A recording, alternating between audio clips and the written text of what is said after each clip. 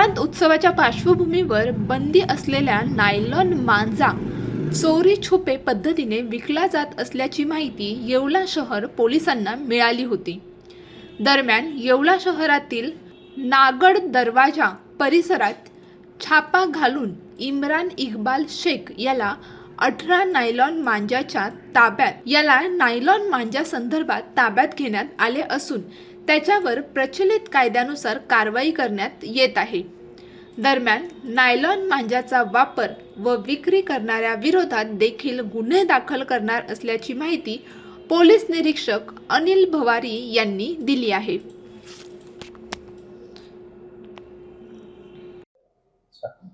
मी police निरीक्षक अनिल भवारी, येवला शहर police station.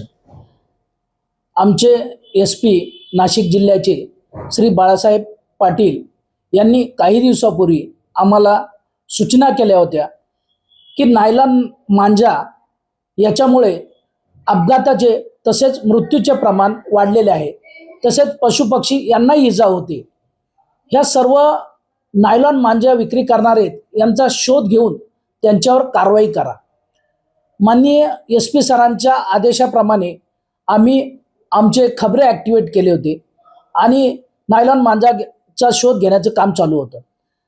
आमच्याकडे नेमणुकीस असलेले पोलीस कॉन्स्टेबल सतीश मोरे यांना बातमीदारामार्फत माहिती मिळाली की नांदगाव गेट, रेल्वे गेट त्याच्या पाटाजवळ एक इसम हा प्लास्टिकच्या गोणीत नायलॉन मांजा घेऊन त्या ठिकाणी विक्री करीत आहे।